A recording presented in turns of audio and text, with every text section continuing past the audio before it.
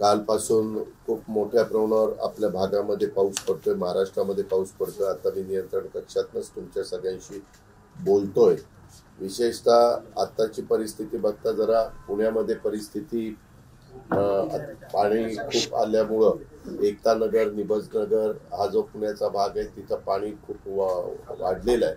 तिथं आता राजेंद्र भोसले पुण्याचे आयुक्त पोहोचलेले आहेत। स्वतः माधुरीताई मिसाळ तिथल्या आमदार ह्या सकाळपासूनच पहाटेपासूनच ते तिथं प्रयत्न करतायत।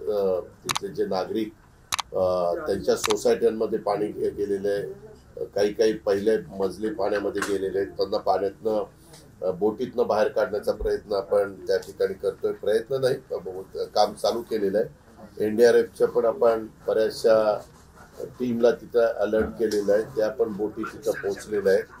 आता मला आपल्या मार्फत महाराष्ट्राला सांगायचंय की आता मुंबईमध्ये कुर्ला घाटकोपरला 2 आपण NDRFच्या टीम ठेवलेल्या आहेत। ठाण्याला 1 ठेवली, पालघर 1, रायगड 1, रत्नागिरी 2, कोल्हापूर 1, सांगली 1, सातारा 1, सिंधुदुर्ग 1। मुंबईमध्ये स्टँडअलोन 3 टीम आहेत, पुण्यामध्ये 3 आहेत, नागपूरला 1 आहे। अशा 18 स्टँडअलोन आणि तिथं ॲक्च्युली ह्या टीम आपण ठेवलेल्या आहेत।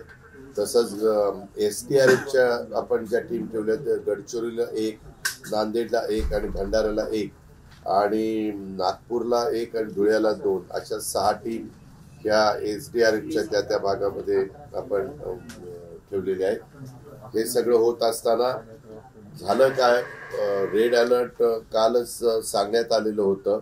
आज आम्ही पुणे, पिंपरी चिंचवडच्या शाळांना सुट्ट्या दिलेल्या आहेत। जिथं मोठ्या प्रमाणावर पाऊस आहे त्या भोर, वेल्हा, मुळशी त्या भागातल्या पण शाळांना सुट्ट्या दिलेल्या आहेत। आपल्या इथली धरणं वरसगाव, पानशेत, खडकवासला, टेमघर ही धरणं साधारण कमी भरलेली होती आणि त्याच्यामुळं पाण्याची गरज होती।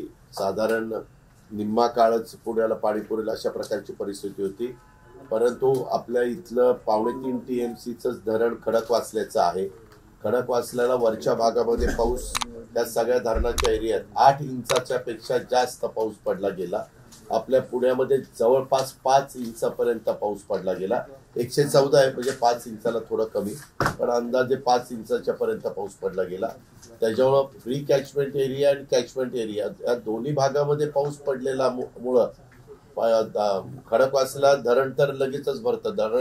धरण आहे 1.25 TMCचं, पाणी वरनं आलं जवळपास 3-3.5 TMC तेवढं पाणी आल्यामुळं आपल्याला दरवाजे उघडावे लागले आणि जवळपास 45,000च्या पेक्षा जास्तीचा फ्लो आपण खडकवासल्याचा सोडलेला आहे।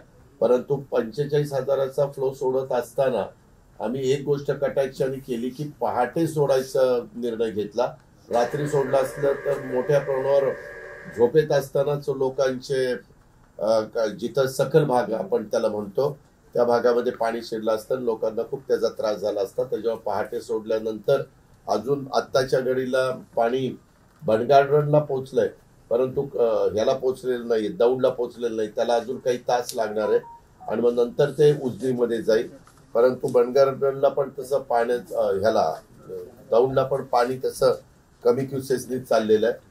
आम्ही आता शेखर सिंग म्हणजे पिंपरी चिंचवडच्या आयुक्ताला पण अलर्ट केलेला आहे, कारण पवना धरण देखील आत्ताच्या घडीला साधारण पवना 70% पर्यंत पोहोचलंय। परंतु पवनामध्ये वरच्या भागात 15 इंच पाऊस पडला।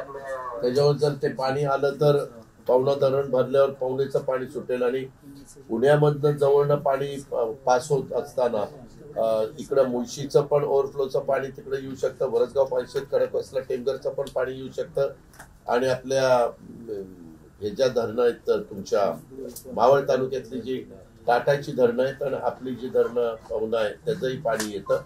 अशा पद्धतीनं तिथं झालेलं आहे। आपला जो ताम्हाणी घाट आहे त्या घाटामध्ये दरड कोसळली, ते दरड कोसळून जो रायगड जिल्हा आणि पुणे जिल्ह्याला जोडणारा जो रस्ता आहे तिथं दरड कोसळल्यामुळं 1 जण मृत्युमुखी पडला, 1 जण जखमी झाला।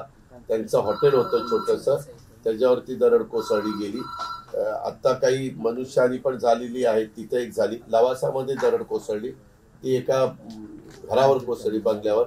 परंतु आत्ताची प्राथमिक माहिती अशी आहे की तिथं कुणी नव्हतं तरी देखील आम्ही एक टीम तिथं पाठवलेली आहे. ती पोहोचल्यावर तिथली सगळी